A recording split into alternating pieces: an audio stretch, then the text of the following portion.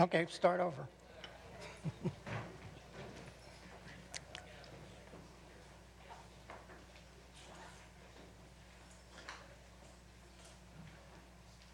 Are you ready? Okay. I now call to order the Society's 2,399th meeting in the 148th year since its founding in 1871. Good evening, everyone. Good evening. My name is Larry Milstein. I am the president of PSW, one of the oldest scientific societies of Washington, D.C., dedicated to providing a forum to further scientific understanding and inquiry. Welcome to our members and guests to tonight's lecture by Steve Squyres in the John Wesley Powell Auditorium of the Cosmos Club in Washington, D.C., including our members and friends around the world who are watching the live stream of tonight's meeting on PSW Science's YouTube channel. We will begin with a reading of the minutes of the 2,398th meeting and the lecture by Charles Norton on CubeSats. We will then turn to this evening's lecture, followed by a question and answer period. Thereafter, I will present a small thank you gift to our speaker, make a few closing announcements, and adjourn the meeting to the social hour. Please join me in thanking the sponsors of the 2018-2019 lecture series, the Policy Studies Organization in cooperation with the American Public University, and a generous sponsor who's asked to remain anonymous.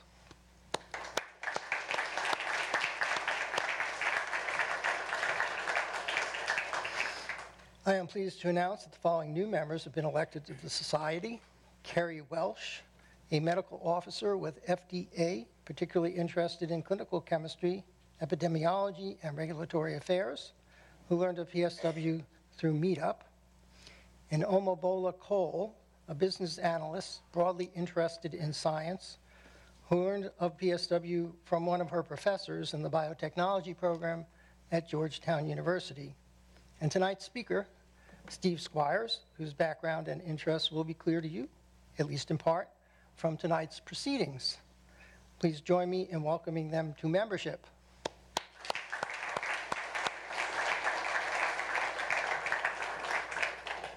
For our new members, we have a signed reprint of Volume 1 of the PSW Bulletin, and if you want to pick up your copy, please see me after the lecture. Recording Secretary James Heelan will now read the minutes of the 2,398th meeting and the lecture by Charles Norton on CubeSats, delivered here on October 19th. Thanks, Larry. Good evening. On October 19th, 2018, President Larry Milstein called the 2,398th meeting of the Society to order at 8:04 p.m. in the John Wesley Powell Auditorium of the Cosmos Club in Washington, D.C. He announced the order of business, that the evening's lecture would be live streamed on the internet, and welcomed new members to the Society. The minutes of the previous meeting were then read and approved. President Milstein then introduced the speaker for the evening, Charles Norton, Special Advisor for Small Spacecraft Missions at NASA. His lecture was titled CubeSats, A Giant Revolution in Space.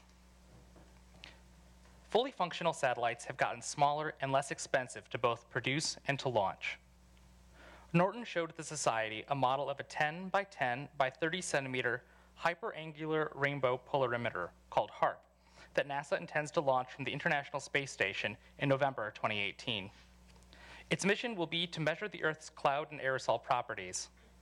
The small satellite will carry communication antennae, solar panels, a fisheye lens with imaging electronics within the system, an attitude determination and control system, GPS, and other software.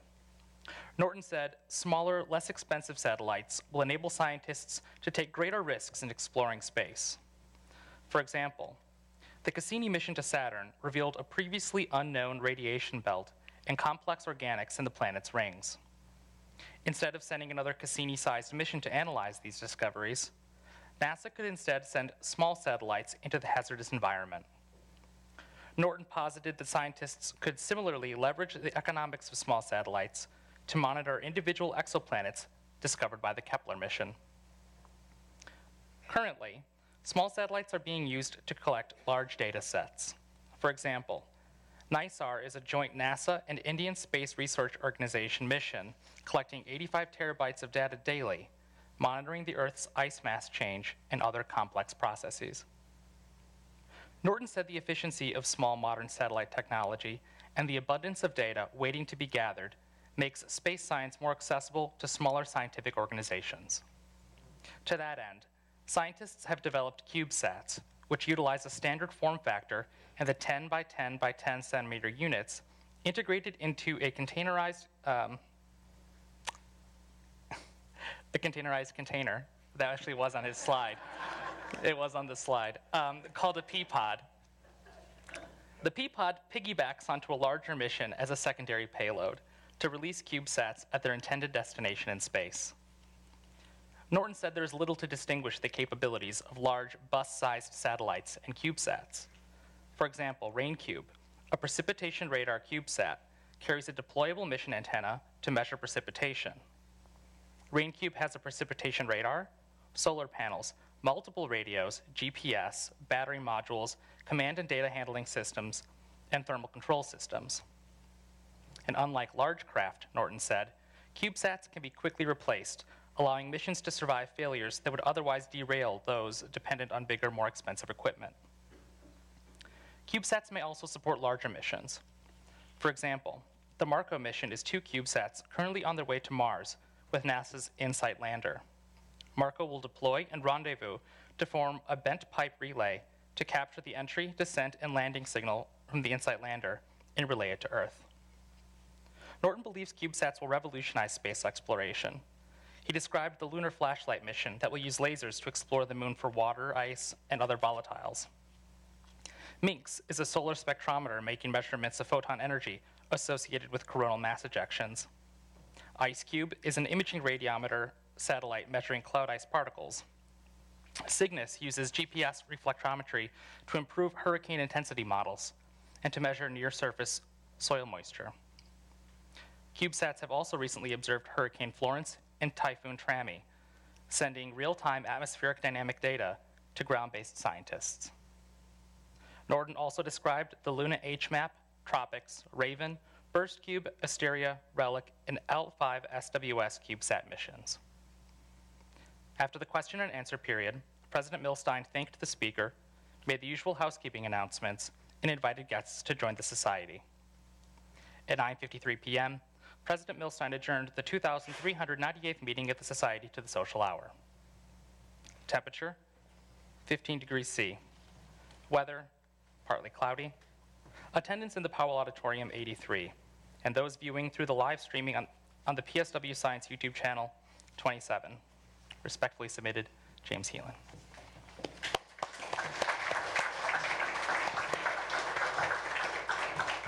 Thank you, James. Are there any corrections or comments on the minutes? Apparently not. So I will entertain a motion from a member to accept the minutes as read. So I have a motion here in the front. Do I have a second? All in favor? All opposed? The minutes are accepted as read and will be posted to the website this weekend, I'm told. Oh, it's my pleasure to introduce tonight's speaker, Steve Squyres. Steve is James A. Weeks Professor of Physical Sciences at Cornell University. There's a lot of other things, too. He is Principal Investigator for the Mars Exploration Rover, Co-Investigator on Mars Express, and on the Mars Reconnaissance Orbiter, a member of the Gamma Ray Spectrometer Team for Mars Odyssey, and a member of the Cassini Imaging Team. And previously, he served as a member of the Voyager Science Team, was an investigator on Venus Magellan, served on the Mars Observer Gamma Ray Spectrometer Team, and was co-investigator on the Russia Mars 96 mission. And before joining Cornell, he was a research scientist at NASA Ames.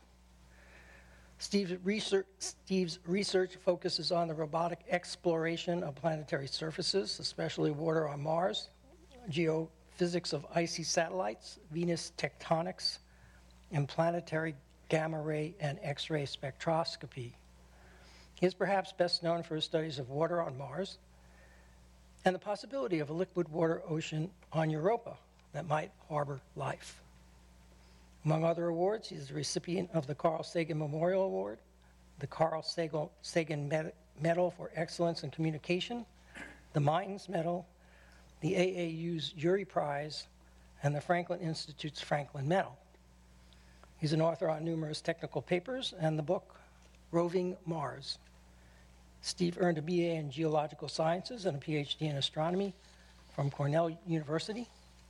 Please hold questions for the question and answer period at the end of the lecture, and join me in welcoming Steve to the podium.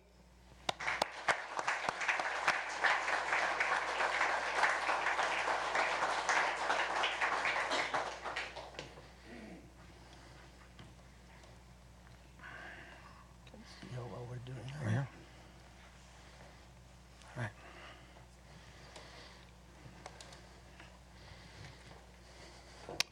Thank you, Larry, and it's a great pleasure to be here tonight.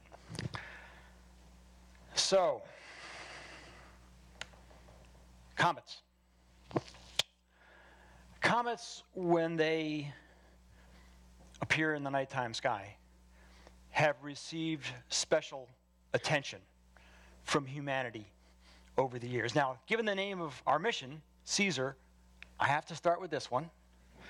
Caesar's Comet, 44 BC, very shortly after Julius Caesar's death, one of the brightest naked eye comets you could imagine appeared. It was visible in the daytime. It was visible in the daytime, and its appearance shortly after Caesar's death was taken as clear evidence of Caesar's deity. Comets have not always brought good news, however. This is from 1066. This is the famous Bayeux Tapestry, and it's depicting the steps leading up to the Norman invasion. This is King Harold here getting the bad news, and look what's in the sky. A comet. That actually was Halley's comet. That was Comet Halley on an apparition at that point, but it came by in 1066 with lots of bad news for King Harold. Now, despite the fact that comets, and there are plenty of other examples like this, have received an enormous amount of attention when they appear in the sky, they remain among the most poorly understood objects in the solar system. And the reason for that is partly illustrated here, perhaps. In 1908 in Siberia, there was an event in a place called Tunguska where something made a very big explosion. Flattened trees for distances of tens of kilometers away from the point of the explosion. No trace of a meteorite was ever found. And while there have been a lot of speculations about what this might have been, the most commonly accepted theory is that the Earth was struck by a comet at Tunguska. And the fact that it created an explosion but did not preserve any meteorite illustrates one of the key points about comets. Comets are so rich in volatile material that easily transforms to the vapor phase, that when they come down through the Earth's atmosphere, the heating from atmospheric friction causes them to explode in midair. Boom. You knock down trees, but you don't get anything you can take to the laboratory. So despite the fact that we can see them in the sky, we can visit them in spacecraft, we don't have much in the way of actual pieces of comets, particularly the volatile portions of comets, in our laboratories on Earth. Comets are in weird orbits.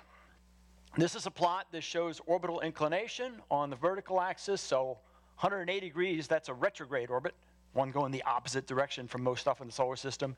This is the semi-major axis of the comet on this axis, and they're all over the place. They're all over the place. The semi-major axes are large. While it's not shown here, the ellipticity, the eccentricity of the orbits tends to be very high. They tend to be in highly elliptical orbits. They come in close to the sun and then they go far away. A lot of them are in very high inclination orbits. There's a bunch of them down here.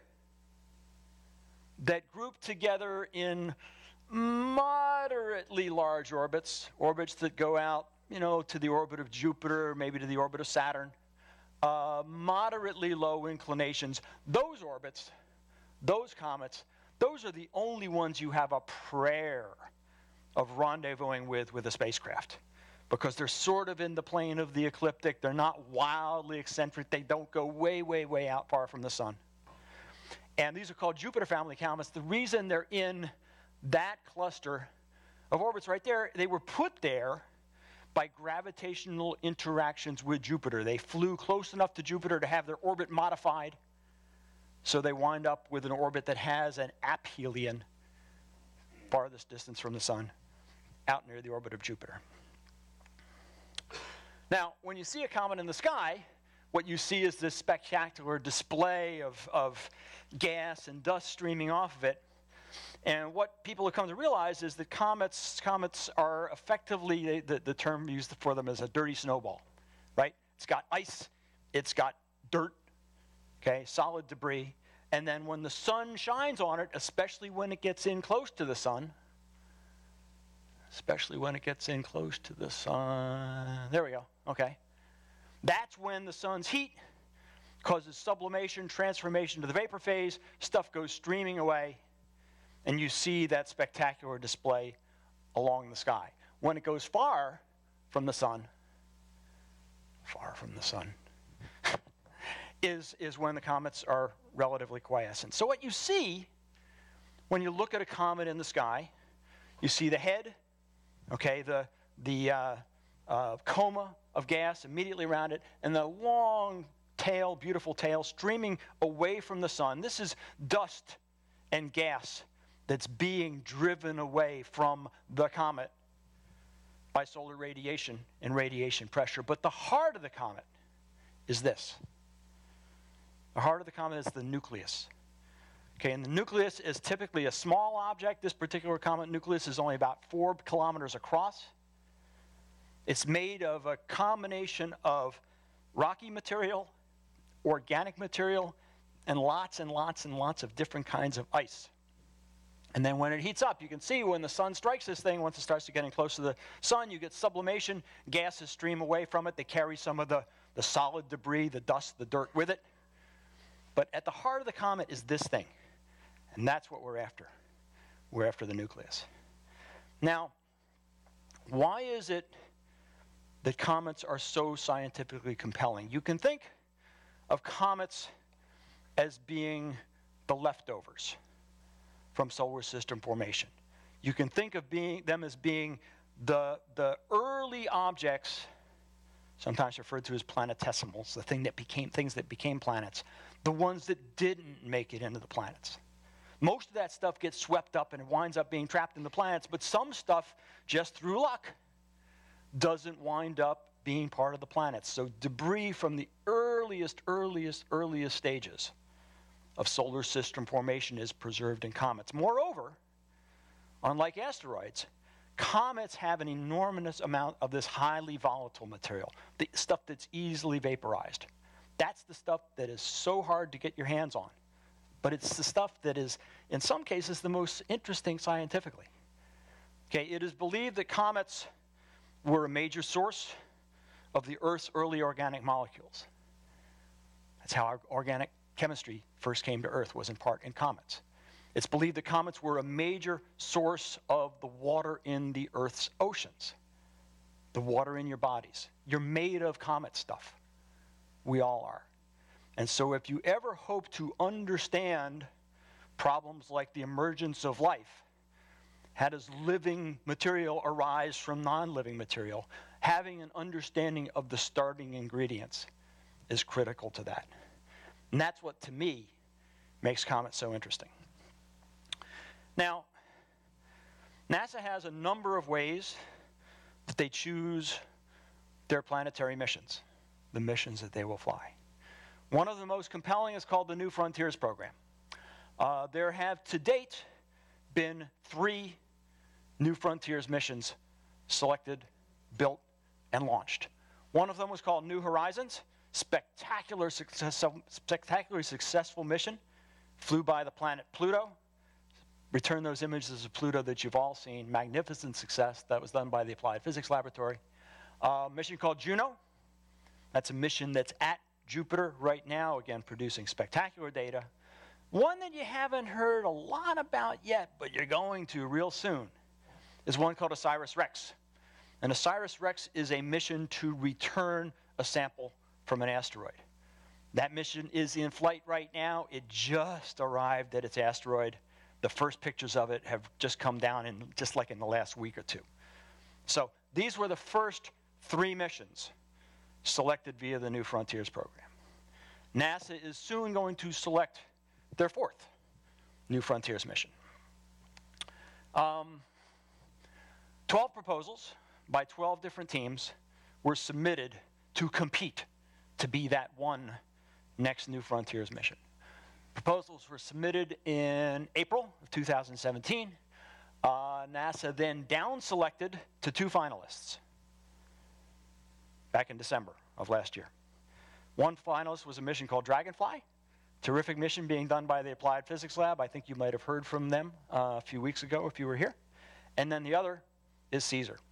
And one of those 2 missions is going to be selected sometime next summer for flight. Now, the science that we will do with the Caesar sample basically breaks down into 3 things. First of all, we can actually see into the past before the birth of the solar system. We expect that comets will contain what are called pre-solar grains.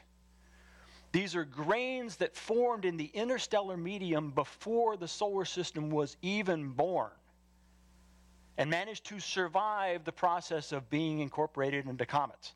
Comets contain a lot of ice. They've been cold their whole lives. There was nothing that was going to melt pre-solar grains if they're there. So we expect to find those and be able to look at processes that take place in the interstellar medium. The birth of the solar system is believed to be the consequence of the gravitational collapse of a cloud of gas and dust.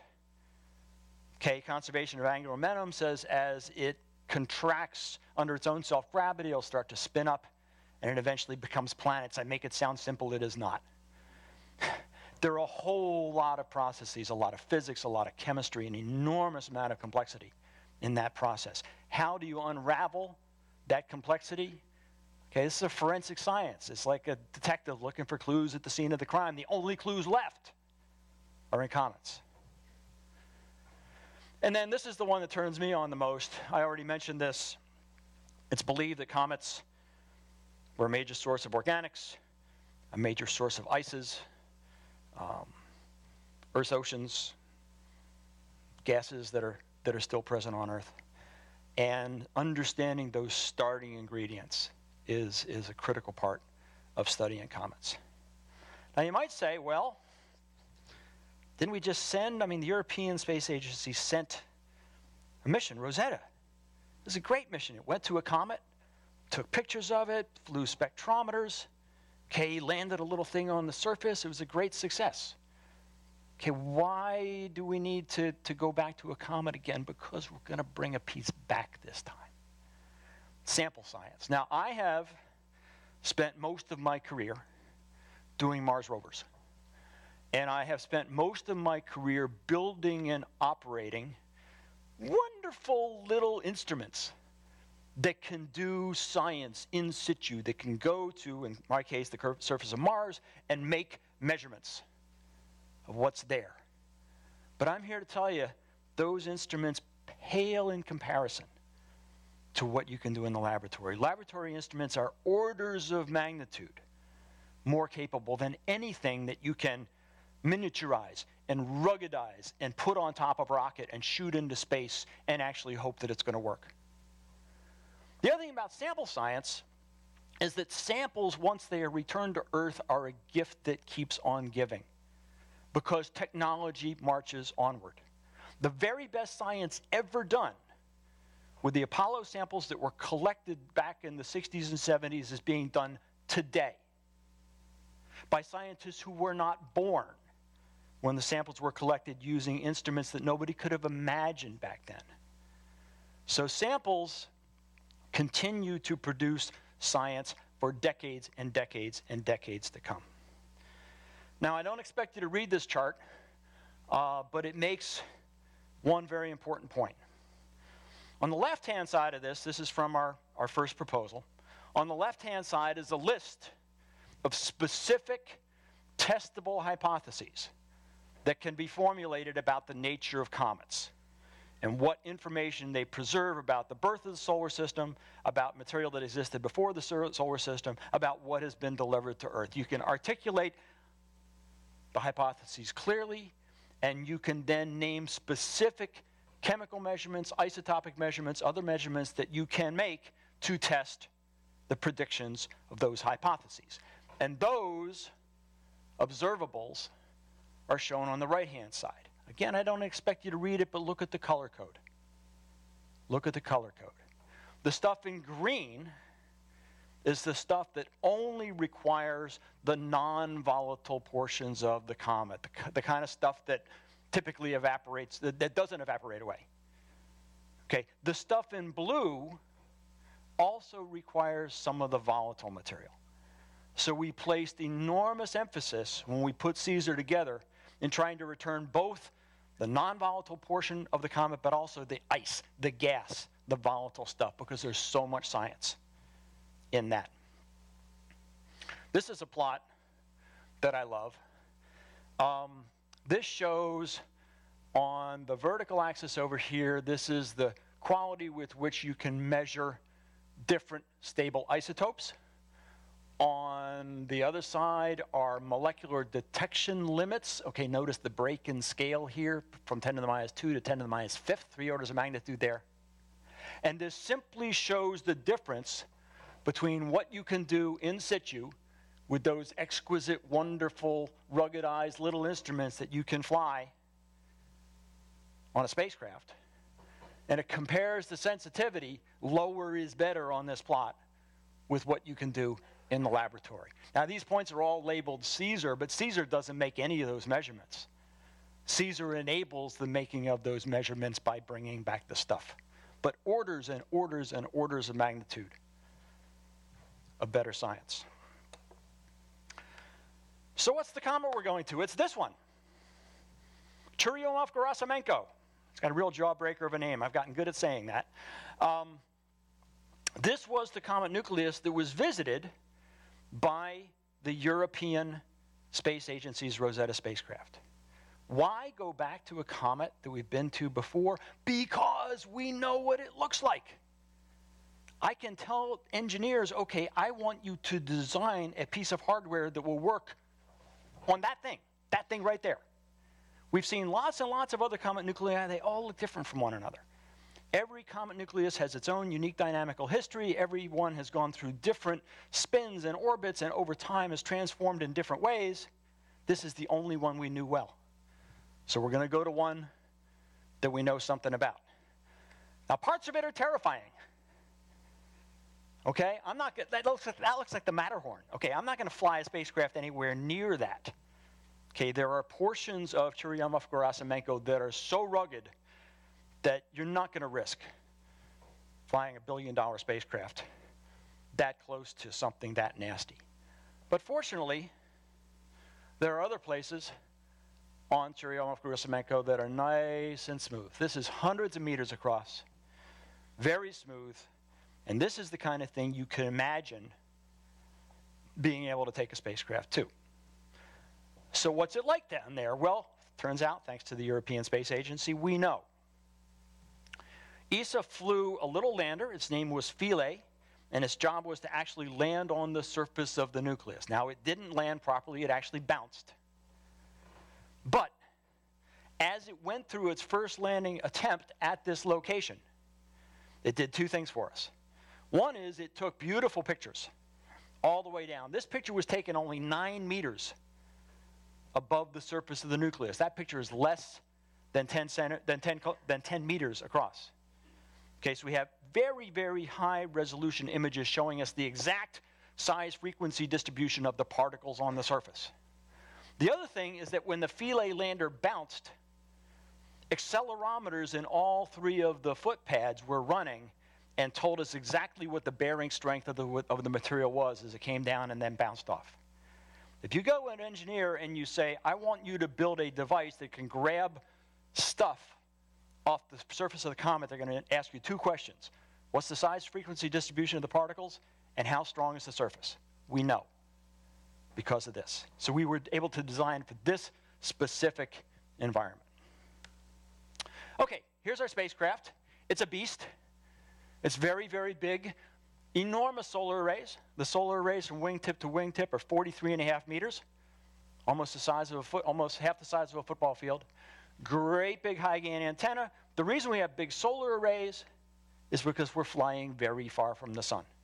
We have to go out beyond the orbit of Jupiter to rendezvous with Churyumov Gerasimenko. The reason we have a big high gain antenna is we also go very far from the Earth, and so we have to transmit data back from that distance. When we collect the sample, the spacecraft has a long arm, extends the arm. We take the solar arrays and feather them back so that we minimize the chances of them contacting the surface. This is the last thing the comet sees before we grab a piece of it. This is the spacecraft in the sampling configuration. This is the mission timeline. We launch out here, 2024, get to the comet around 2030, operations until 2032, and the samples arrive back on Earth at 9:40 in the morning, local mountain time, on the 20th of November, 2038. Mark your calendars. I'm eating healthy foods, getting plenty of exercise. My dad's 92. This is the first proposal I've ever written where I had to have a succession plan. So there's a very capable young hotshot scientist at Cornell named Alex Hayes. And after we launch, Alex is very heavily involved in Caesar right now. After we launch, I'm going to hand the keys to him and sit back and enjoy the show. I'm going to be like that Pope that retired and he just went to a mountaintop villa outside of Rome. That's going to be me.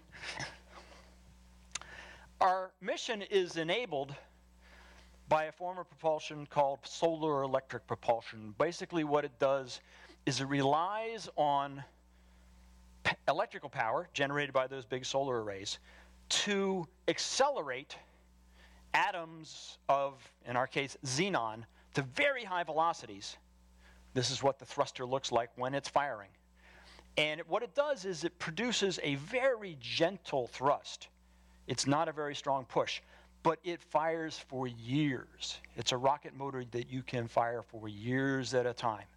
And what it does is enable you to fly these complex kind of spiral trajectories, which is what we need to match orbits with the comet and then match orbits back again at Earth. This plot shows the trajectory itself. Outbound, we have a lot of time at the comet. We have 4.5 years at the comet, most of it very far from the sun, and we do that intentionally. We do that intentionally because comets, when they're close to the sun, that's when they're shedding debris. That's when there's dust, that's when there's gas streaming off of them. You don't want to be close to a comet when it's doing that. So what we do is we wait until the comet is out at like the orbit of Jupiter, where it's icy cold. The activity dies down, it's safe to approach, and our solar arrays are so big that even beyond the orbit of Jupiter, we can do full-up operations, including sampling. I won't spend a lot of time on this slide. It's a complicated one. It shows the entire mission sequence. The story that it tells is, the essence of it is what you do when you get to the comet is you feel your way in very carefully. Okay, you get close enough to get a look at it. You get a first sense of what the gravitational field is like.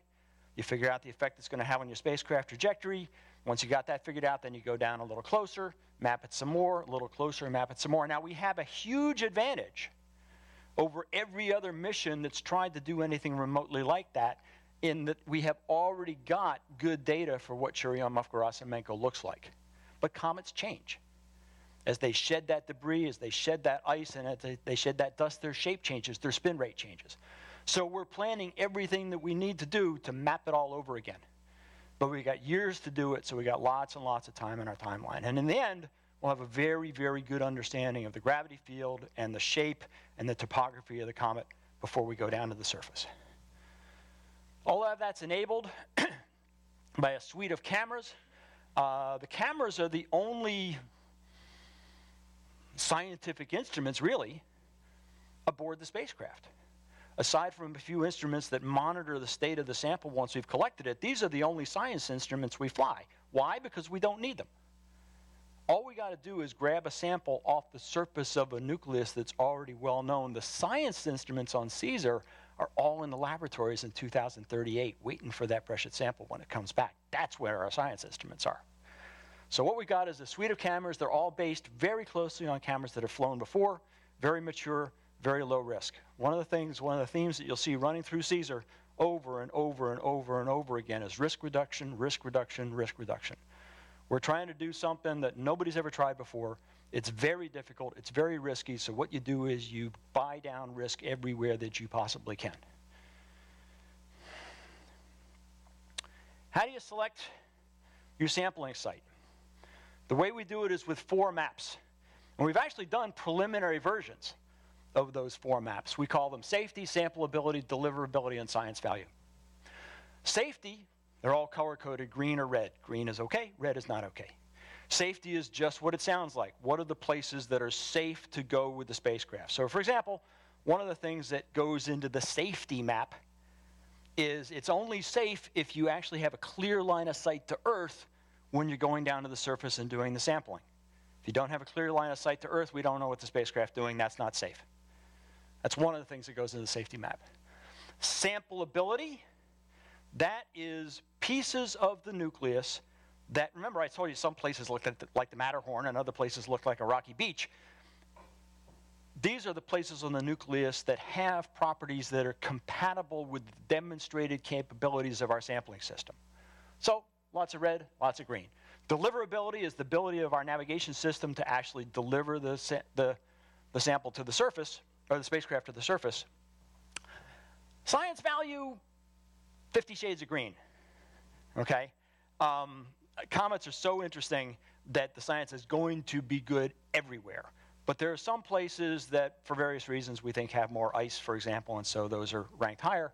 You take those 4 maps, you merge them, and the places that are green on all 4 maps are the ones from which you choose. And we've chosen some potential sites for sampling. Of course, we're going to do this all over again out in 2030. And here's one of them. The yellow circle shows the exact 3 sigma accuracy with which we can target the spot on the surface. And that's one that we know we can get to, know has good properties, and that we feel very good about from a science perspective. Now, the form of sampling that we use is what's called touch-and-go sampling. This was done by the Japanese Hayabusa mission at an asteroid. This is being done by the OSIRIS-REx mission at an asteroid, and basically it entails flying your spacecraft all the way down to the surface, touching it for a very brief moment of time, in our case it's 5 seconds, and then getting the heck out of there, okay? Now, this explains the whole thing in detail, but a better way to get a sense of what TAG looks like is to just watch it. So let me play you a video, okay? So what you're seeing here, green is the spacecraft trajectory. There's Churyumov, Gerasimenko. Here's the spacecraft. This is not a cartoon representation. This is the output of a full dynamical simulation of the touch-and-go process, including navigation errors, maneuver errors, and firing thrusters. Everything is in this. So first maneuver there was at a place called TIP. Trajectory interface point, that's when we start to head down on towards the surface. There's the spacecraft with the solar arrays now feathered back. We are now flying to a place called checkpoint. You can see the altitude above the surface. There's the altitude there. We are now, let's see, yeah, so we're 160 meters above the surface. There's the shadow of the spacecraft. What you're seeing on the left is what would actually be the view through the navigation cameras. There's another maneuver at a place called match point. That's the last burn that we do. What we're doing is we're computing firing solutions for those burns from the pictures that we see and the data from our laser rangefinder.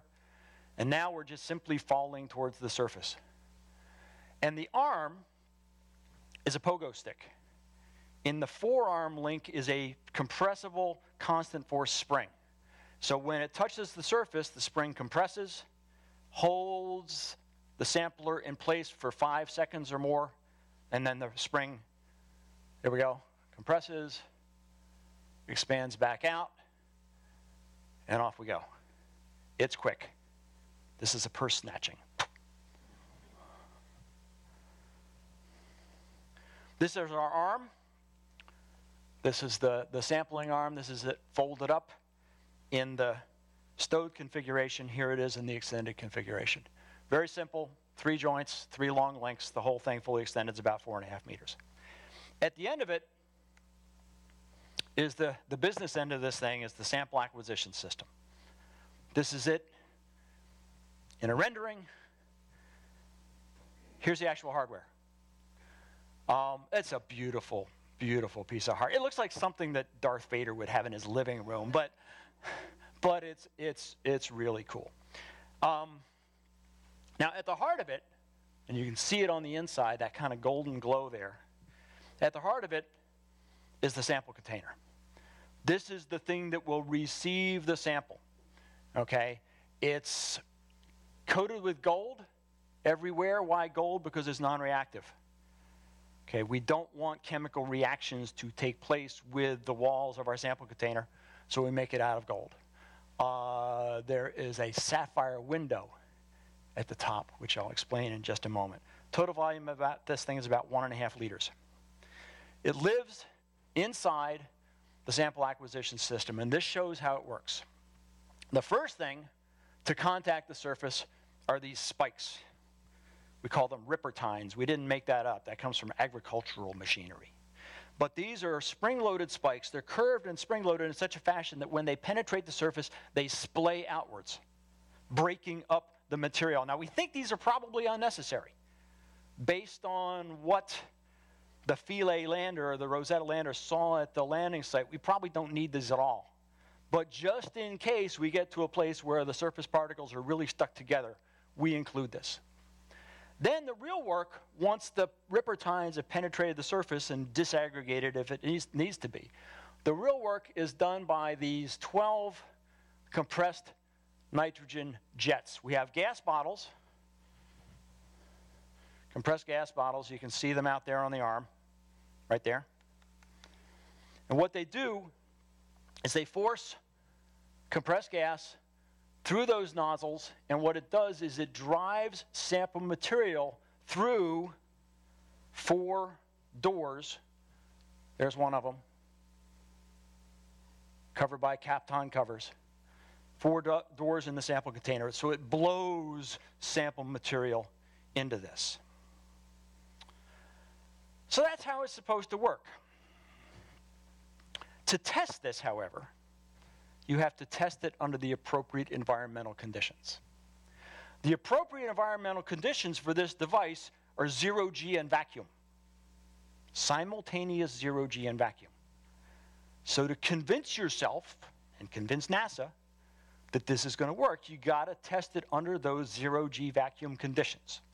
There are only 2 places you can go to get that. One of them is space, and the other one is Cleveland. We chose Cleveland. At NASA's Glenn Research Center, there is an extraordinary facility. It was built back in the 60s. There is this vertical shaft, 580 some odd feet deep, dug by hand with guys with picks and shovels in the 60s into the shales along the shore of Lake Erie.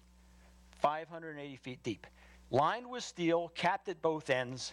It's an enormous vertical vacuum chamber. You can pump the air out of it.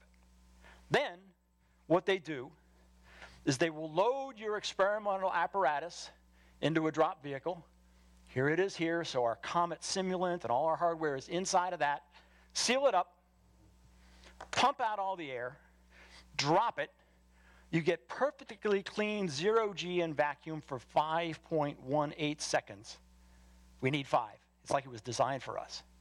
And the whole thing lands, I swear to God, in a giant vat of styrofoam peanuts. Science is really fun. We have spent weeks and weeks and weeks at this facility. In fact, I had part of my team out there just this past week. Here's one of our test teams. At the facility on the right, you can see the sample acquisition system in the chamber. This video shows you, oh, wait a minute, I forgot to tell you something important. I left something out. There's a camera. There's a camera right there. Remember I told you there was a sapphire window? So there's a camera built into the SAS that can see right down into it and can take video of the sample as it actually gets acquired. So here's what the view from that camera will look like. This is in one of our tests at Glenn. Here we go. Oh, wait, hang on. Oh, I lost the cursor. There we go.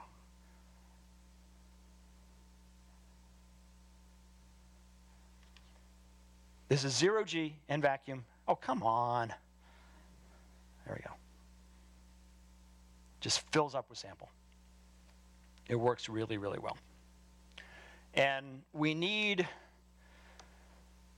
about 20 grams of sample to do all of our science.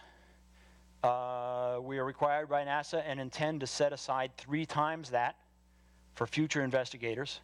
So we need a total of 80 grams.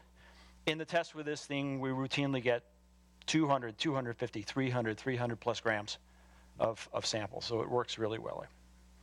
Now, once you get the sample, you need to determine how much you got. We can determine what volume of sample that we got from the pictures. We can actually physically see it. But we also care about the mass. We need to weigh it in zero gravity. The way you weigh it in zero gravity is you produce artificial gravity. We have a long arm, and we can swing it in an arc, produce a centripetal acceleration, and then we measure with a simple force torque sensor how much force is generated by that, and we can convert that into the mass of the sample. Fine and dandy in principle. In practice, you have to test it. Now, in order to test this, you'd like to do it in 0G, but you actually don't have to. You can do it in 1G as long as you have an incredibly big and incredibly smooth and incredibly flat table. It's like air hockey, you know, where you have a little tiny, tiny cushion of compressed air, and as long as that big table is perfectly smooth and perfectly flat, you can do what's called a gravity. It's called a gravity offload table. And what you can do is you can swing the arm, okay, and it's riding on that cushion of air, and that table is so flat and so smooth that it introduces no little perturbations, and you can get a valid measurement and demonstrate that the technique works. To do that, you need a really, really, really big piece of granite. Granite gravity offload tables are the gold standard in this business. We purchased for our project what is now the largest slab of granite gravity offload table in the United States. There's one almost exactly this size, I believe, at the Naval Research Laboratory, very nearby. So when we bought ours, we made it an inch longer, an inch wider, just so we could say that. It's installed in the robotics facility at the University of West Virginia, where they've been testing and testing and testing. This is from some of our early tests.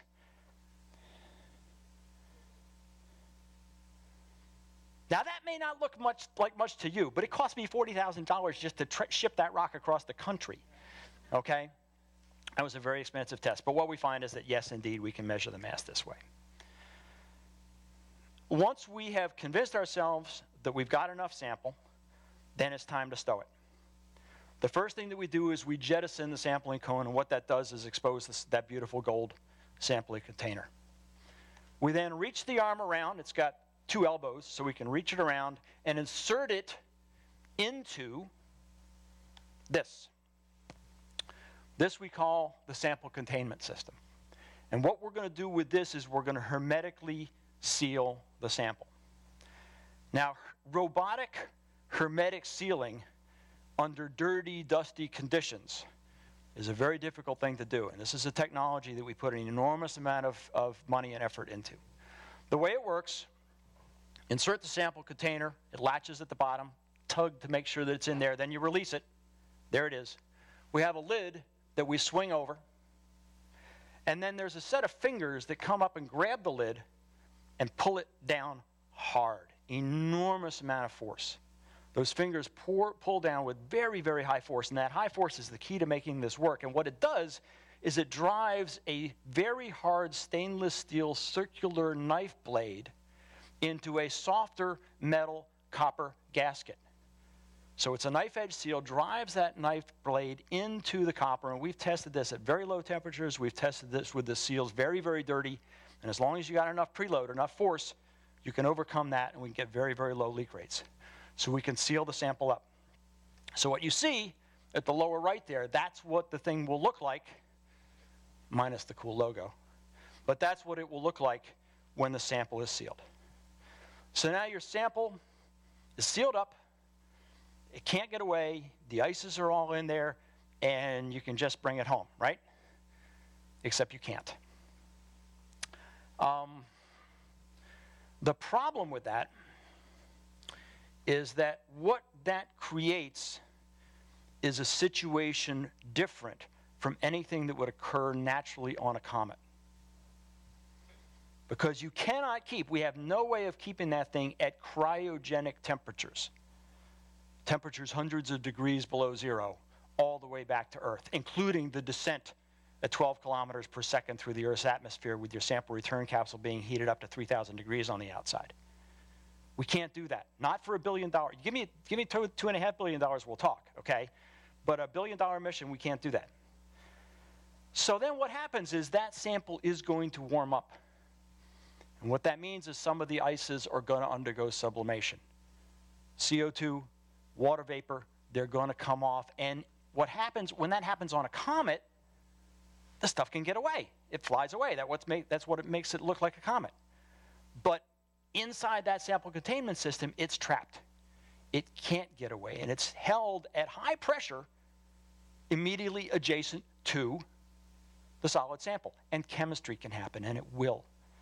Chemical reactions will take place that will alter the sample. All this evidence that you went there to get, you start to destroy it because of chemical reactions that you have allowed to take place. So you gotta separate that icy stuff from the solid sample and do it in a way that preserves the solid sample. Our device for doing that is shown here. We call it the gas containment system. On the left, you can see a rendering. On the right, actual test hardware and a very expensive thermal vacuum chamber at NASA Goddard. Here's how it works. Let me take this apart for you. So we have the sample containment system on the inside. Oops. All sealed up. It's got the sample in it. Tank around the outside is going to receive the gases. This is simply an empty tank, lined with high purity gold, again, so you won't get chemical reactions. And then there's some plumbing that connects the two. There it is again. So you have the tank, that's the C-shaped thing along the top. You have the sample container, and then a lot of valves and plumbing and sensors. So there it is. I'm going to give you a simplified view. Okay, so here's how it works. Look in the lower right. We put the solid sample into the sample containment system.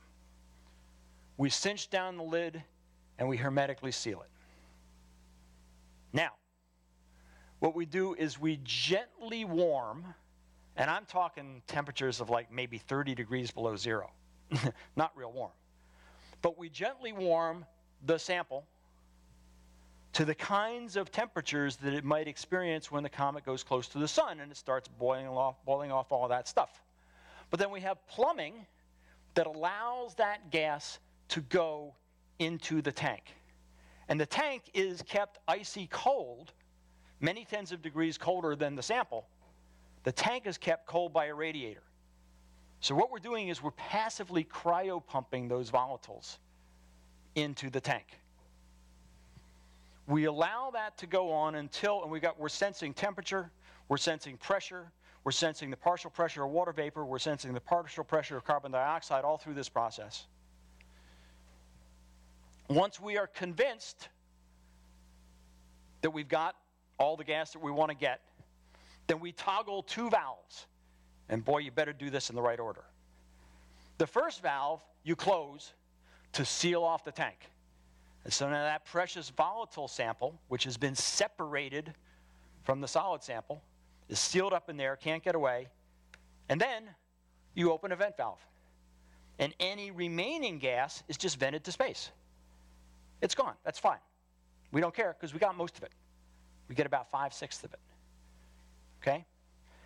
And that's the configuration that you fly in all the way back to Earth with your precious sample stored in contact with vacuum, so nothing bad can happen to it, because that's the non-volatile stuff. And then just before Earth entry, you close that valve. And what that does is prevents contamination of the sample by the Earth's air once it's come back down through the atmosphere. Here's what the whole thing looks like. It's actually a really simple device. It's pumps, it's valves, it's a tank. I got some of my GCS team here tonight, and they must hear me say it's simple and just be ready to throttle me. But there are nuances, okay? There really are. But it works very, very nicely. Now, one other thing that's nice about this, if you look, if I can show it, okay. Shown in black here, these are housings that contain a phase change material. The material is a hydrocarbon called dodecane. And it's a material that has a melting temperature of about -10 Celsius.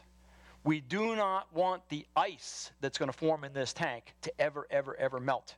Because if it melts, there are isotopic equilibration reactions that could take place that'd be really bad. So we want to keep this thing frozen all the way down through the Earth's atmosphere and on the ground at the recovery site long enough that we can recover it and get it into cold storage. What that phase change material does is it buys us time. This thing lands on the ground, it's still pretty cold, it's below -10 C, we don't want to get to 0 C. It warms up, it warms up, it warms up, but as soon as it hits -10, you start that phase change and the temperature plateaus. And it plateaus, and it plateaus, and it plateaus, and you don't have any increase in the temperature of the sample until all of that dodecane has melted. And then it will start up again, and that buys us hours. This is our sample return capsule. We get back to Earth, we need to seal it up in a little spacecraft that can survive the fiery descent through the Earth's atmosphere and get that sample safely onto the surface.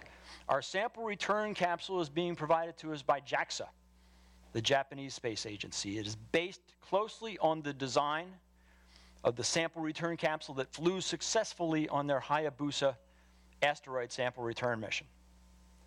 We close up the gas containment system. We take the aft portion of the sample return capsule. We drive it upwards into that big golden dome. That's the heat shield.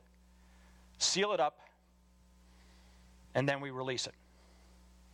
The way we release it is we put the entire massive spacecraft on a collision course with Utah. We fly the entire spacecraft towards the state of Utah. We release the sample return capsule, do a divert maneuver with the main spacecraft, target the sample return capsule very carefully. We don't want to hit Salt Lake City. We got a special place that we want to hit. And it enters the Earth atmosphere going 12 kilometers per second. Now, as I said, this is based on a Japanese sample return capsule design. And one of the things that I love about this sample return capsule design is right there. While it's still hanging on the drogue parachute, we drop the front heat shield. This is a characteristic of the Japanese design. So what you've got is you've got the outer surface of this heat shield that is heated to 3,000 degrees. And that heat starts to leak through the heat shield towards the sample, and just as the sample temperature is starting to go up by about a degree or two, boom, you drop the heat shield.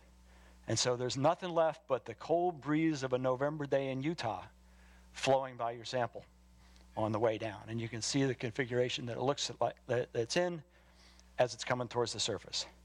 This is not conjecture. Again, we've built hardware. These are parachute tests, drogue chute and main chute, done in Japan. Where we're going to land, one of the strangest places you've ever been in your life. This is called the Utah Test and Training Range. It's a place where the United States military goes to blow stuff up. It's a giant dry lake bed to the southwest of Salt Lake City. It's just this enormous 100-kilometer flat expanse of mud. So it's soft. And it's saline mud. It's salty mud, so it doesn't freeze in the wintertime. You get your boots nice and muddy when you go there in January. We've done that. And so what we do, you can see this is the Utah Test and Training Range. It's restricted airspace. It's restricted ground space. Where we land fits neatly within the restricted area. This green ellipse that you see there, that's our 3 sigma landing ellipse. We'll land somewhere in there. We have 2 helicopters that will be staged right outside the landing ellipse. We have a Hill Air Force Base range radar is able to track this thing to within meters all the way down, so we'll know exactly where it lands. Okay, and after it touches down, they will send radar vectors to the helicopter pilots. They will fly to the sample return capsule. They will pick it up, and then we have a mobile cold storage unit. We call it the ice cream truck. And this thing will pick it up, latch it, fly it back, and get it into the ice cream truck in a time that is short enough with substantial margin to allow it to stay frozen the whole time. Sounds easy, right? Again, you better prove you can do it. So we did. And we went out to Utah and we did a bunch of tests. This is our test team that was out there, 2 helicopters, tested all sorts of nominal, off-nominal scenarios, everything go wrong you can imagine. For worst case weather conditions, we have something like 4 to 5 hours on the ground before we have to worry about the sample melting. In our worst case test, we got it into the ice cream truck in 40 minutes. So I feel very good about this. Then there's curation. Once you've got that sample back, this precious $1 billion worth of Comet, it's cold, it's frozen, it's safe, but it's still in Utah, okay? And you got to get it someplace where you can actually start to take it apart and do science with it. We do our curation at NASA's Johnson Space Center. This is where planetary materials have been curated since the beginning of the planetary program, from Apollo onward. It's not a simple process. There is some disassembly required.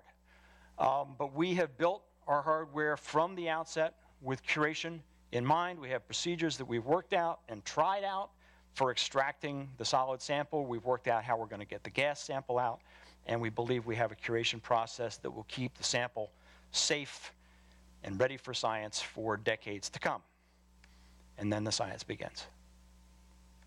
Thank you very much.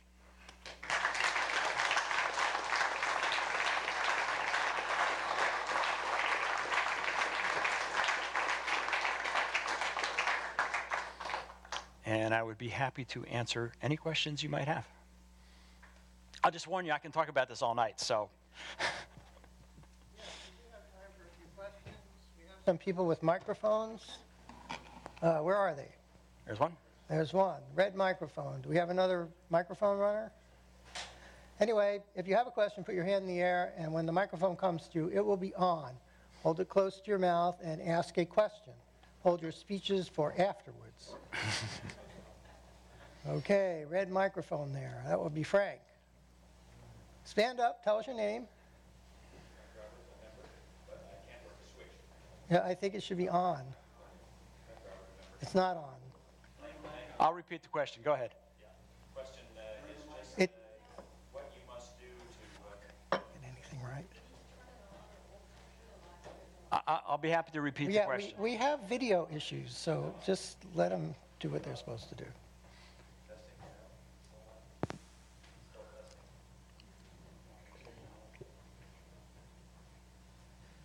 not the select button, it's the on button. Channel 2, how's that? There we go. All right. Rebooting it, just like for the spacecraft, it works. Thank you. Again, Frank Robert, a member. Fabulous talk. Thank you very much. Just an odd side question. If you're using nitrogen jets to blow the debris into your chamber, how do you avoid skewing the results with nitrogen reacting in there with the what you're actually getting? Well, actually, I mean, first of all, it's only going to be in contact with the sample for a very, very brief period of time. It's a matter of seconds. But nitrogen is actually, for almost every geochemical, chemical application, an inert gas. In fact, the curation environment at Johnson Space Center for all of their astromaterials, the lunar samples, samples from the Stardust Comet sample return mission, it's all stored, it's all curated under very pure dry nitrogen, just as we will be using. So we don't anticipate any chemistry taking place as a consequence of that. Thanks. We have another question, and raise your hand, and the mic will come to you eventually. Brian Hart, Okay. not a member. I just was wanting to know, can you talk about any of the risks to the probe itself as it transits through the solar system on the way to the destination, in particular through the asteroid belt? Any risk to damage to especially those big solar panels from particles? Yeah, the risks that you encounter are very much in family with the risks that are experienced on many, many other planetary missions. There's nothing unusual about this. Anything that goes beyond, significantly beyond the orbit of Mars, certainly anything that goes to Jupiter further on out, you are going through the asteroid belt. We know from many passages through the asteroid belt that, I mean, it's not like in the movies. It's empty space for the most part. There is a radiation environment, but the radiation environment is minor compared to what you find when you, for example, when you orbit at Jupiter. So like the Juno mission is a good point of comparison. Juno mission has very big solar arrays, not quite as big as ours, but quite large.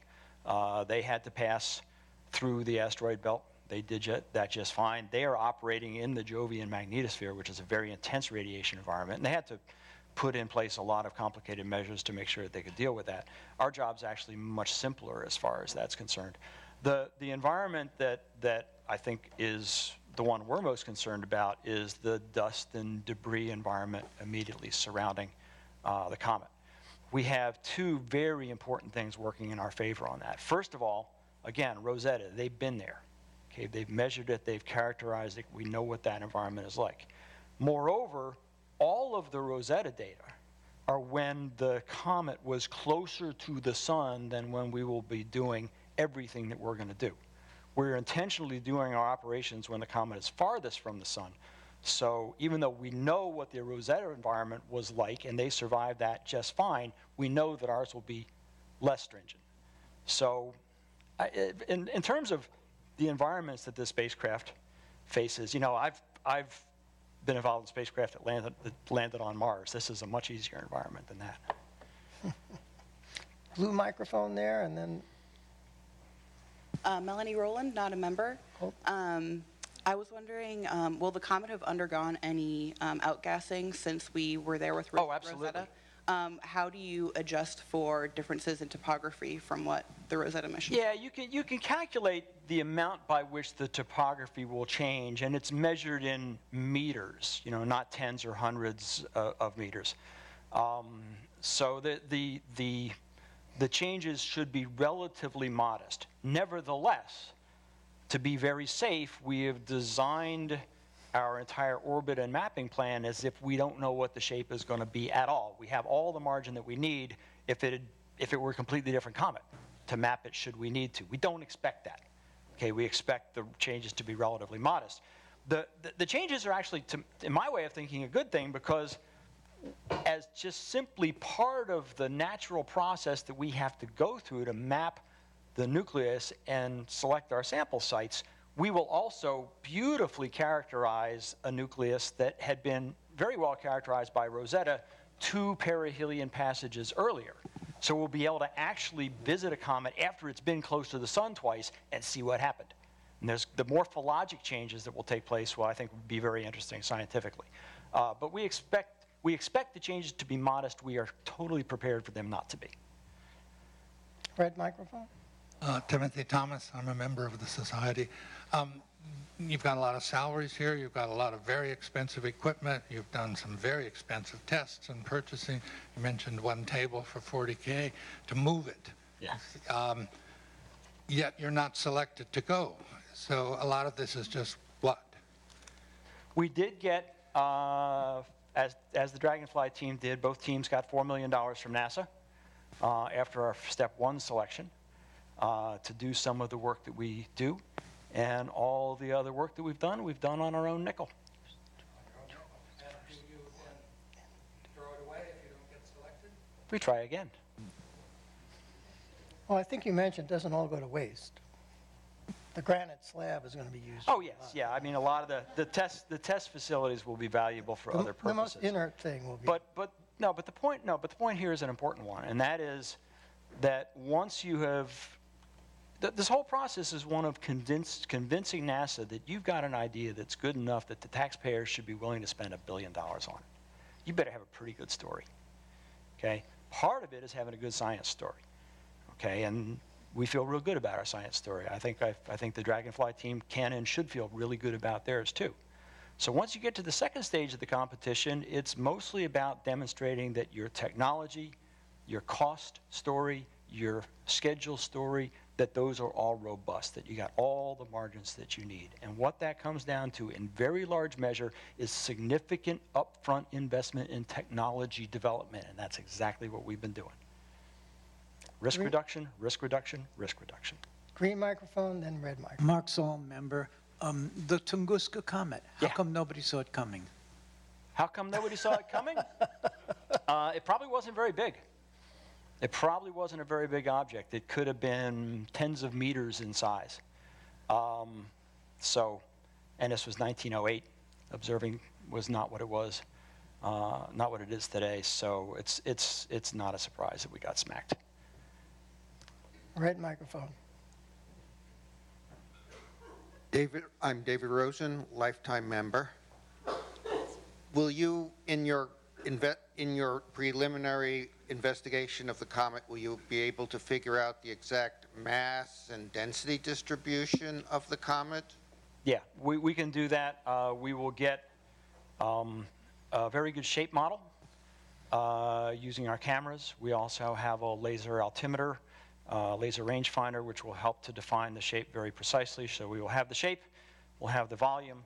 The bulk density will be easily measured by determining the gravitational attraction of the comet on our spacecraft. So simply spacecraft tracking will yield a mass number pretty quickly, and with time will yield details about the shape of the gravity field, which tells us something about the mass distribution. Now that all, of course, has been done very well for us once already for Churyumov, Gerasimenko as it existed at the time by Rosetta. So we have that shape model, that mass distribution model as a starting point, and we'll be looking for deltas off of that. But yeah, we can determine all of that. And it was done pretty well by Rosetta. Blue microphone, then green microphone. Kirby Runyon, and I am a member. Very interesting talk, Steve. Thank you. And my question has to do with redundancy when you're at the Comet. Right. If your first sampling attempt is unsuccessful at gathering material, how many chances do you have, and how can you troubleshoot some of those known unknowns? We have enough consumables for at least 3 full attempts. And when I say a full attempt, I mean an attempt that is preceded by 2 rehearsals. So we do a rehearsal, and we back away. We do another rehearsal, closer down, and we back away. If both of those go well, then we attempt a sampling. Okay, we are able to do that full sequence, should we choose to do it, up to at least 3 times with the amount of consumables, the propellant, and the nitrogen gas that we have on board. Probably we could squeeze out a few more than that. So we have the capability to go at it over and over again. The key thing is that we also have an enormous amount of information about what happened during the actual touch-and-go sampling event itself. I didn't spend a lot of time talking about the cameras, but we have a couple cameras that are exclusively devoted to recording the dynamics of the interaction of the sample acquisition with the surface. Of course, we have that one camera that's built into the SAS itself that sees into the sample container so we can see what's going on in there. But we also have another camera called TagCam, which just views The field of view is filled by the sample acquisition system and the surrounding several meters of comet, and it takes video of that interaction. So we'll be able to watch that interaction. And of course, then we have engineering data that will tell us, how strong the surface was. We will have imaged the surface right before we contacted it and right after we contacted it. So there's an enormous amount of forensic information that we would be able to use to piece together if a tag event didn't go well, why it had not gone well. And as I said, we can do at least 3 of those, each of them preceded by two rehearsals. So it's a pretty robust system. Green microphone? I'm Noah Katz. I'm not a member. You had said that the nucleus serves like a planetesimal in the formation that would be similar to those that would be presumably formed, that would make up the planets in the inner solar system as well. How much of the data will be able to be used to extrapolate about the planetesimals that could have formed Earth or Venus or anything, given that there could be different compositions depending on how far away the planetesimals formed from the sun? Yeah, that's a good question.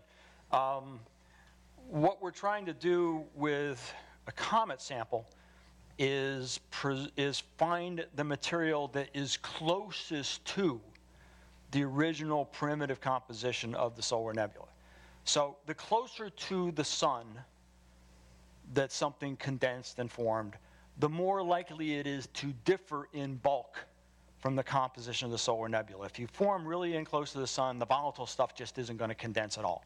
So the planetesimals that form in close, probably represented well by our meteorite collection, not represented well by comets. The further out you go, farther, you're going to find more and more volatile material.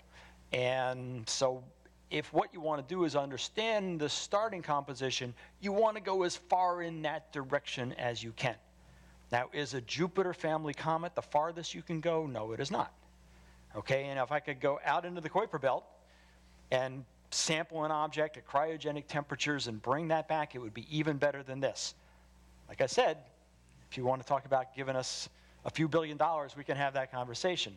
At $1 billion, this is pretty darn good. So I think we have the blue, and then we have the red. I'm sorry I didn't see you, so you're next. I'm Bob Hershey. I'm a member.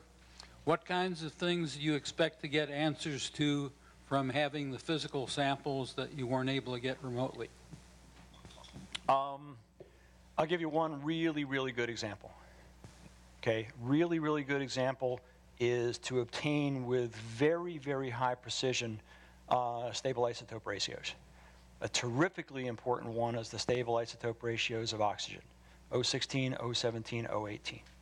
Okay, oxygen stable isotopes, none of those undergo radioactive decay. They're present in various ratios in different materials. Each one of those ratios, sets of ratios, is a specific fingerprint that tells you something about the reservoir of oxygen from which something came. Okay, so if one of the things that you seek to understand is where did the Earth's oceans come from, okay, we know what the O16, O17, O18 ratios are in the Earth's oceans. We know that very well. We know what it is for certain meteorites. We know what it is for Mars, because we have meteorites that come from Mars. What is it for comets? Nobody knows.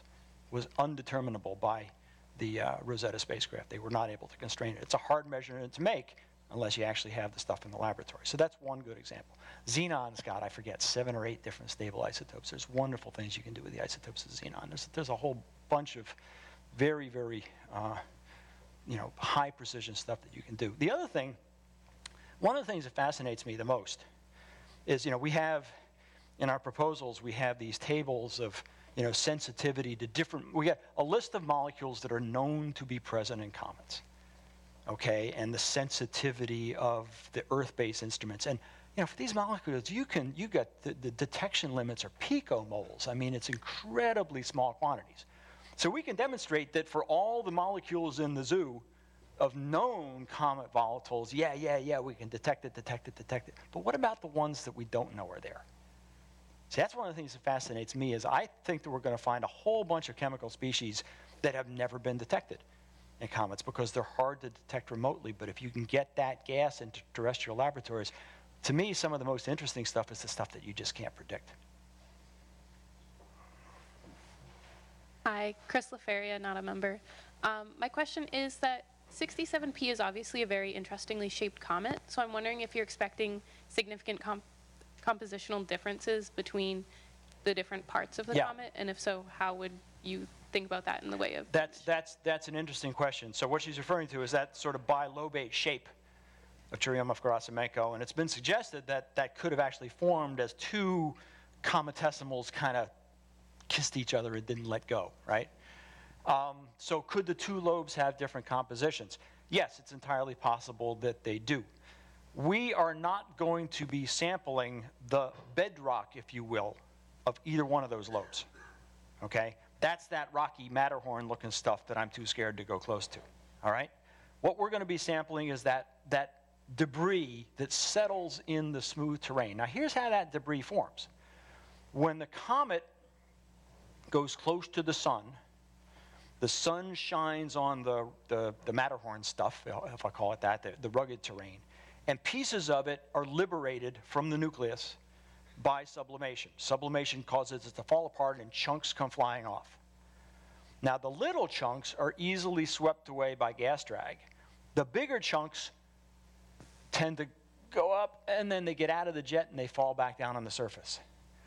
And what happens is they collect in these gravitational low spots. That's where they gather, and that's what the smooth terrain is. The nice thing about that smooth terrain stuff is it's receiving infall from all over the comet. So we believe by sampling the smooth terrain, we can actually get material that is from all over the original spot on the nucleus. Now, we will not be able to look at a particular grain in our sample and say, oh, that one came from this part of the comet, and oh, that one came from that part of the comet. We will not know that. But if there is diversity on the nucleus, we will see it in the diversity of the particles in the sample. Is the green microphone out there somewhere? Ah, please. Hi, Michael Katz, not a member. Very much enjoyed this. Thank you. Curious about the notion that the science goes on for decades. You mentioned the Apollo samples. Yep. And I'm curious how you maintain the integrity and if you're making this journey, and would it have been considered, did you consider taking two separate samples so one could be examined and inspected, with the current technology, and another one kind of put on cold storage? We do exactly that. We do exactly that. I mentioned it briefly. I'll say it again. We are required by NASA, and we fully intend to set aside at least 75% of the sample that comes back for other investigators in later years. So if we bring back 100 grams, we get 25 grams to work with on our team, and 75 grams is set aside for later generations, later instrumentation, and so forth. Those are carefully curated, so they're preserved under conditions that will not lead to alteration of the sample. So as you can imagine, you're talking about very, very low temperature curation for a comet sample. And some of that stuff's going to be probably preserved for decades. But you're confident in the ability to separate the current versus the future sample? Yeah. We lay out the whole process by which we do that in our proposal. This is what has been done for every planetary sample return mission. There's a preliminary examination of the sample. And what we are expected to do is, out of that, let's say it's 100 grams, we select 25 grams that is representative. Okay, so what we're going to have is a lot of particles, okay? And we can't just cherry pick the 25% that look to be the coolest. We are required, and I'm totally on board with this, to pick a representative sample that's our 25%, and then a representative 75% is left behind. Now, for the ices and the gases, keeping it representative is going to be easy. For the particles, there's some effort that goes into that, and we talk at length about that in our proposal, how we're going to go about that. But yeah, it needs to be representative because the best science is not going to be done by our team. Okay, we're going to have the best instruments that money can buy in 2038, but in 2048, it's going to be much better. I think that's the last question. So, okay. Yeah, unless there's more, are there more questions? Okay, that's the last question. One more. One more? One more. Two more. Okay. Two more. All right, good. Allison Duck, not a member. What challenges do you expect that would be different than those faced by the Hayabusa team?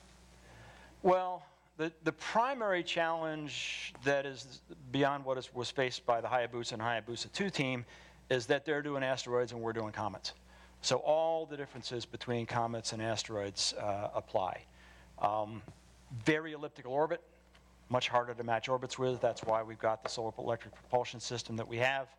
Lots of debris coming off the nucleus. You got to sample at cold temperatures. You got to separate out the volatile from the non-volatile stuff. None of that is stuff that you have to worry about for an asteroid. Don't get me wrong. Sampling an asteroid is plenty hard, and I've got enormous respect for Hayabusa, Hayabusa 2, OSIRIS-REx. What they're doing is magnificent and very, very challenging. We're going to take it the next step. Another question? Right here? Yep. Okay, green mic. Hello? It's on. Hi, my name is Jacob. I'm not a member. I was just wondering how other space agencies from other countries are involved in this. Obviously, like you have you've borrowed some technology from Japan for the re-entry, but if any space agencies are interested in, or you're giving any samples to them after the mission's complete. The primary contribution from another national space agency is the sample return capsule from JAXA. We have a number of Japanese scientists on our team who are sample scientists who will get significant quantities of the sample to analyze in Japan. We have a number of German scientists on our team. Those are actually mostly people who were involved in the Rosetta mission, particularly in the Rosetta camera experience, because we want to benefit from that experience.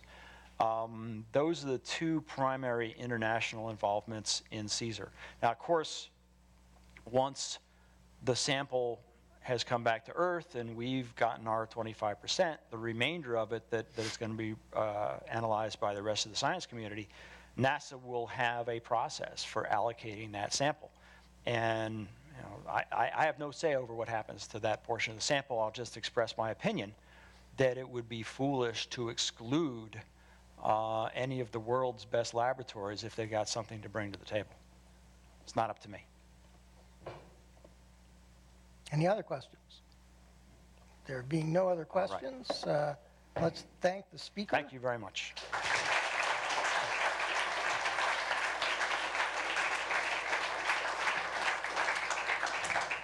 So in appreciation for coming down here from Ithaca and giving this talk, I'd like to present you with this framed copy of the announcement of this lecture, signed by all the members of the General Committee on behalf of the membership, and also a signed copy of Volume 1 of the Bulletin of the Philosophical Society of Washington. All right. Covering the years, what is it, 1871, 1874, and includes the original bylaws and the original members and the speech by Joseph Henry explaining why the society was formed and why they named it the Philosophical Society of Washington. All right. Okay, thank you. Thank you very much. Thanks a lot, folks. Before we go, I mean, adjourn to the social hour, a few closing items. PSW depends on its membership and supporters and sponsors, and if you are not a member, we would invite you to join. So we have the dread how to join slide. It's very easy. You go to our home page and you'll see the join button up in the upper right hand corner. About the middle of the screen here, when you press on that, it'll pull up the next screen, which has the membership application button, which you then press to pull up, believe it or not, an application for membership, which you fill out, including all of the required fields marked by the red asterisk. When you get to the bottom, it will say Submit Form. So when you press that button, it will submit the form and bring up a payment page, which I didn't bring up because I don't want to pay again. But if you fill out the payment page, it'll ask you to pay your dues. You can do that with a regular credit card. You do not have to use PayPal. And your application will be transmitted electronically to the powers that be. And in all likelihood, you will be admitted to membership. And if not, we will return your dues payment, which so far has not happened in the last 2 years.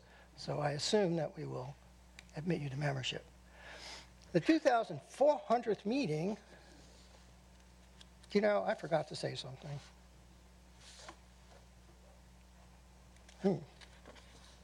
I'm tired. It's late. We have to hurry up and adjourn to the social hour. So somehow it's not here. Anyway, PSW is a 501c3 charitable and educational organization, tax exempt under the Internal Revenue Service. and your tax deduction, your contributions are tax deductible to the extent permitted by law. If any of you are interested in sponsoring a lecture, please see me. We have the goal this year of getting at least half our lectures sponsored, but since we met that goal, we're now moving on to seeing if we can get all of next year's lectures sponsored individually. So if any of you are interested, please let me know. And if you are a member and you haven't paid your dues, please do so.